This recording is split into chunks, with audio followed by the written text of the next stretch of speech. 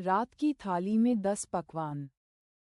अरे पूछ मत बहना, मेरी निकम्मी बहुरिया अंजलि कह रही थी कि आज बहुत ठंड है माँ जी, तो रात में बस मटर की तहरी बना दूं। अच्छा है, तो फिर तुमने क्या कहा? अरे कहना क्या, मैंने कहा क्यों रे, यहाँ क्या आराम करने के लिए आई है? अरे पूरा खाना बनेगा, दाल चावल रोटी सब्जी और रायता, और साथ में सलाद भी खाऊंगी। हाँ, बिल्कुल ठीक किया तूने सरोजिनी। इन बहुओं को ऐसे ही ठिकाने लगा कर रखना पड़ता है, वरना ये सर पर चढ़कर नाचे और तांडव करे। हाँ वैसे भी हमारे बेटे तो है ही जोरू के गुलाम, उन्हें क्या, वो तो अगर हम घर की लगाम कसकर पकड़ कर ना रखे ना, तो हमारे घर में संस्कार और नियम कानून सब गायब हो जाएंगे।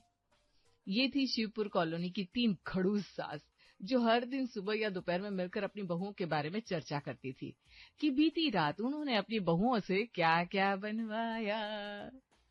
चलो खैर, बहुत समय हो गया, दोपहर होने को आई है, जरा घर जाकर देखो महारानी क्या गुल खिला रही है, कहीं अपने मायके से फोन पर गपशप करने में ना लगी हो। अगर ऐसा होगा तब तो हो चुका घर का काम। अरे हाँ, एकदम सही कहा गीता बहन, अच्छा याद दिलाया तुमने। मैं अभी चलती हूँ अब। मेरी बहू तो एक नंबर की बेवकूफ है, सारे घर के लाइट पंखे चालू छोड़ दिए होंगे और सो रही होगी। और मेरी बहू को तो जब तक एक एक काम ठीक से ना बताओ उससे कुछ हो ही नहीं पाता। पता नहीं मायके से क्या सीख कर आई है। चलो भाई घर चलते हैं। एक एक करके तीनों सहेलियां अपने अपने घर चली गई। उन सब में सबसे तेज थी शिल्पा, और वही सब सासों की लीडर भी थी। घर पहुंचती उसने देखा कि उसकी बहू सोफे पर झपकी ले रही है, तो ये देखकर वो चिढ़ गई और चिल्लाते हुए नौटंकी करने लगी। अरे मेरी कमर, हाय मेरी कमर। शिल्पा की आवाज सुनकर प्रीति चौंकती हुई नींद से जाग गई। क्या हुआ मम्मी जी? अरे बहू देख, मेरी कमर में बड़ा दर्द हो रहा है। चल जा, साइड हो जा, लेटने दे। हाँ हाँ, लेट जाइए मम्मी जी। शिल्पा अपनी बहू को हटाकर खुद सोफे पर लेट जाती है। प्रीति वहीं खड़ी हो जाती है और दूसरे सोफे पर बैठने जा रही थी कि तभी शिल्पा उसे चिढ़ते हुए कहती है, अब तो खड़े खड़े मेरा मुंह क्या देख रही है? दोपहर का खाना बन गया? नहीं माँ जी, वो मैं आपका इंतजार कर रही थी। अच्छा, ताकि मैं घर आकर खाना बनाऊं और तू ऐसे सोफे पर लेटे लेटे झपकियां ले? नहीं नहीं माँ जी, ऐसा कुछ थोड़ी ना है। मैं तो बस आपका इंतजार इसलिए कर रही थी कि जब आप आएंगी तो आपसे पूछूंगी कि दोपहर में खाने में क्या बनाऊं। अपनी पसंद से कुछ भी बनाती हूँ तो आपको पसंद नहीं आता ना। हाँ, तो जो दिमाग भगवान ने दिया है कभी कभी उसका इस्तेमाल कर लिया कर। ये सुनकर प्रीति मन ही मन सोचती है, लो फिर से शुरू हो गई। बिना ताने दिए सीधे सीधे काम बता देगी तो कुछ बिगड़ जाएगा क्या? कुछ बोले क्या? नहीं तो कुछ भी नहीं माँ जी, आप बताइए ना। काम कर, आज मटर गोभी की रसेदार सब्जी बना दे और गाजर आलू की सूखी सब्जी, जीरा राइस। अच्छा एक काम कर, थोड़ा साइड में पुलाव भी बना लेना, और हाँ रोटी, और सलाद काटना मत भूलना, बूंदी का रायता भी बना लेना। क्या इतना सारा? हाँ, और ये बिल्कुल मत समझियो कि अभी दोपहर में ये बना लेगी तो रात की छुट्टी हो जाएगी। रात में कुछ हल्का फुल्का ही खाऊंगी, ये सब नहीं। जैसे खिचड़ी पापड़ अचार और बूंदी का तो नहीं, वेजिटेबल रायता बना लेना।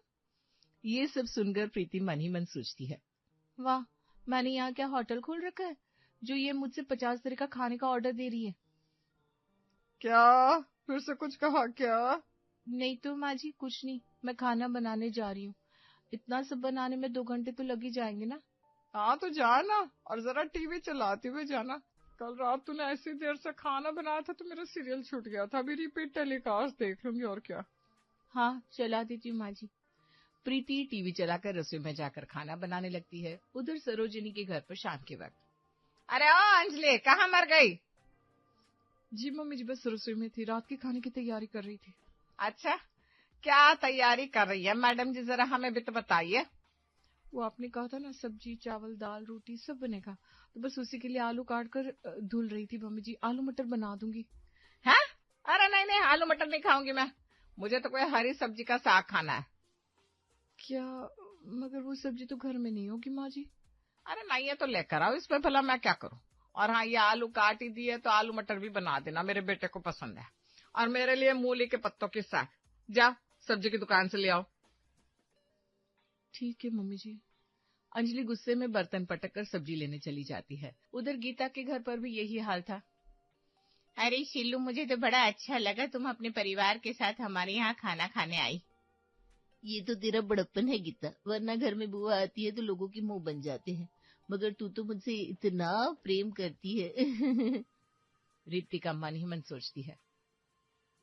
हाँ, प्रेम तो बहुत करती है। मुझसे पूछो बुआ जी कि आपके जाने के बाद आपकी बहन आपकी और आपके पूरे खानदान की कितनी बुराई करती है। क्या कुछ कहा कि रितिका? नहीं तो बुआ जी, कुछ भी नहीं।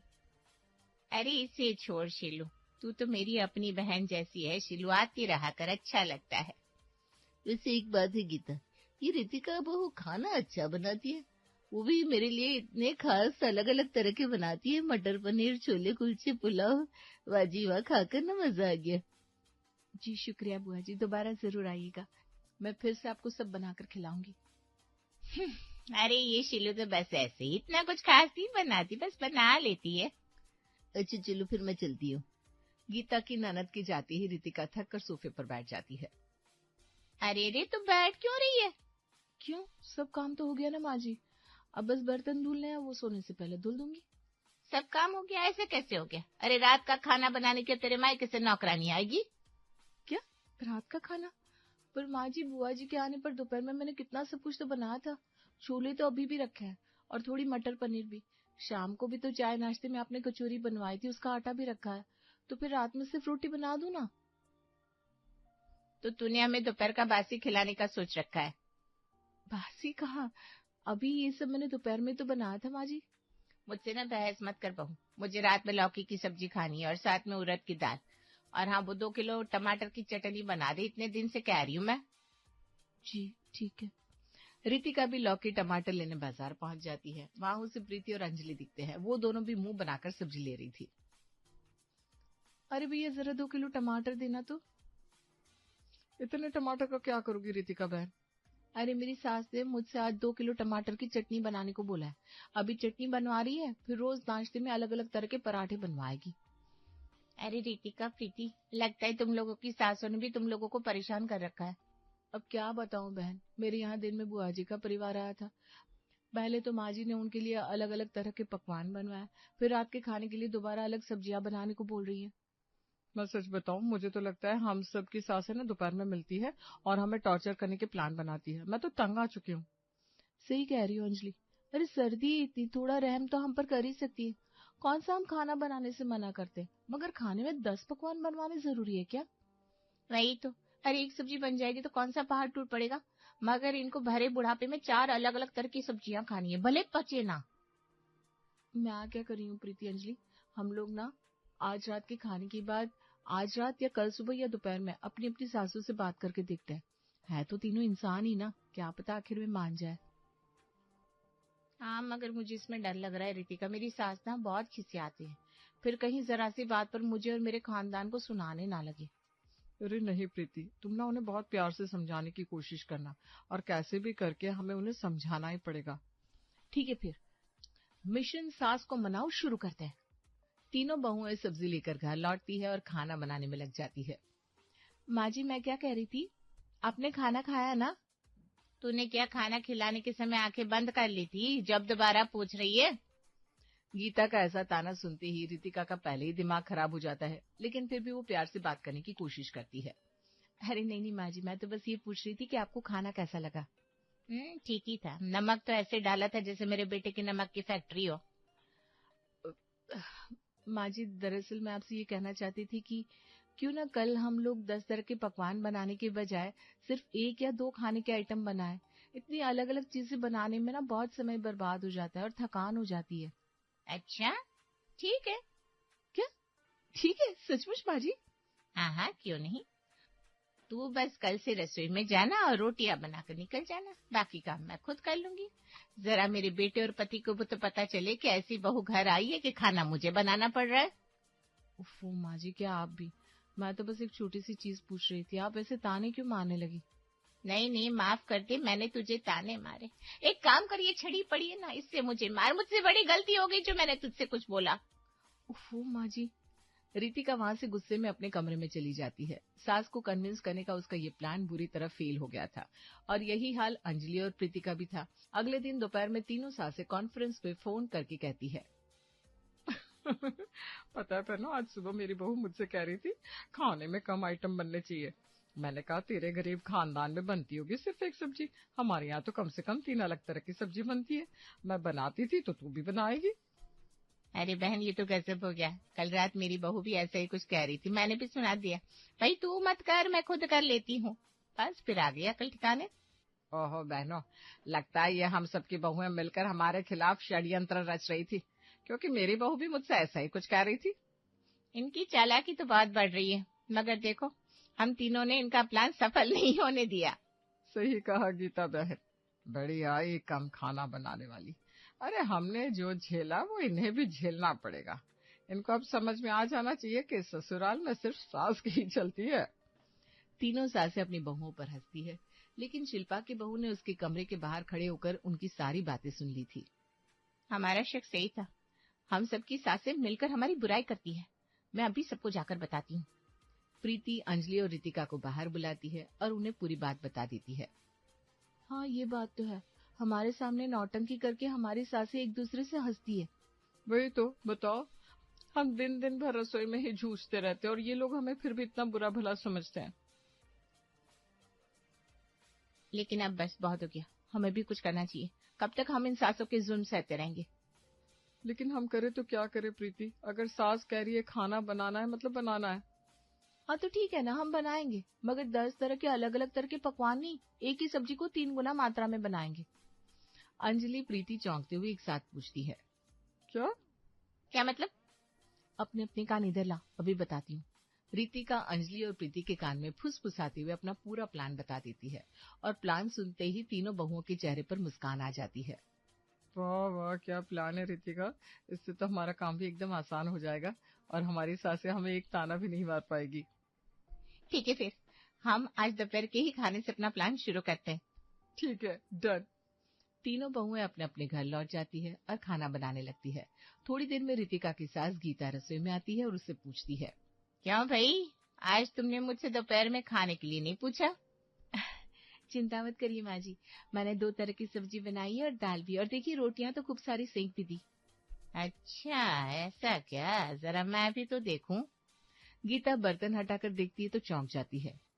अरे कहाँ है तुम्हारी 2 तरह की सब्जी? यहाँ तो सिर्फ ये हांडा भरकर दाल और ये इतनी सारी रोटियां हैं। अरे तूने इतनी रोटियां क्यों बनाई? अरे माँ जी, मैंने कहा ना 2 तरह की सब्जियां हैं, मतलब है, आप चिंता मत करिए। लगता है ठंड तेरे दिमाग पर चढ़ गई है, इसीलिए इतनी बहकी बहकी बातें कर रही है। अरे नहीं नहीं माँ जी, अब पकवान बस आती ही होंगे, आप रुकिए तो। रितिका ने इतना बोला ही था कि तभी वहाँ अंजलि और प्रीति आ जाती है। उनके हाथ में एक बड़ा बर्तन था। अरे तुम दोनों यहाँ क्या कर रही है, और ये सब क्या है? नमस्ते आंटी जी, ये देखिए मैंने खाने में 2 तरह की सब्जियां बना दी है। मैंने बनाया है राजमा और ये मटर लौकी आलू की सब्जी। आज देखिए मैंने बना दिया ये वेजिटेबल रायता और जीरा राइस। ये लो प्रीतिका। और ये लो बहनों, ये रही दाल फ्राई, और ये रही तुम दोनों के लिए रोटियां। इस तरह से रितिका प्रीति और अंजलि को रोटियां और दाल दे देती है, और प्रीति और अंजलि से 2 तरह की अलग अलग सब्जियां, रायता और चावल ले लेती है। जैसी प्रीति और अंजलि वहां से चली जाती हैं। क्यों माँ जी, अब तो ठीक है ना? मैंने दाल रोटी और 2 तरह की सब्जियां बना दी है, और देखिए साथ में चावल और रायता भी है। क्या, मगर तुमने तो सिर्फ दाल रोटी बनाई। अब क्या हुआ मम्मी जी, घर में 10 तरह के अलग अलग पकवान तो बन गए ना, क्या फर्क पड़ता है मैंने बनाए हो या किसी और ने? आपके घर की रिवाज तो नहीं टूट रहे ना। ठीक है, जो करना है करो। अब गीता के पास कुछ कहने को बचा नहीं था, वो चुपचाप वहां से अपने कमरे में चली जाती है। वहीं अंजलि और प्रीति के घर में भी यही हाल होता है। ये सब क्या चल रहा है अंजलि? तू ये प्रीति और रितिका के घर से खाना लेकर क्यों आई? वो दरअसल माँ जी, हम सब ना सुबह शाम 36 पकवान बना बना कर थक चुके थे, इसलिए रितिका ने हमें ये शानदार आइडिया दिया कि हम तीनों मिलकर 2-2 आइटम ही ज्यादा मात्रा में बना दे और फिर एक दूसरे के घर भिजवा दे। ऐसे सबके खाने में वैरायटी भी बढ़ जाएगी और आप लोगों को कोई समस्या भी नहीं होगी। क्यों, है ना माँ जी? कोई दिक्कत नहीं है ना? क्या? हाँ, दिक्कत तो कोई नहीं, बस क्या माँ जी, अरे आपका काम तो पूरा कर लीजिए। आप अभी अपने कमरे में जाएंगी, रितिका और प्रीति के साथ से कॉन्फ्रेंस कॉल करेंगी और हम सबकी बुराई करेंगी। मैंने सुना था उस दिन। क्या? हाँ, तो आप उन लोगों से पूछ लीजिएगा कि क्या अब आप तीनों को इसमें भी कोई दिक्कत है, और हो तो बता दीजिएगा प्लीज। अब तो सरोजिनी एकदम चुप हो जाती है, उसके पास कोई जवाब ही नहीं था। और अंजलि ये देखकर मुस्कुराते हुए वहां से चली जाती है। आखिर में तीनों बहुओं रात की थाली में खुशी खुशी 10 पकवान बना ही लेती है।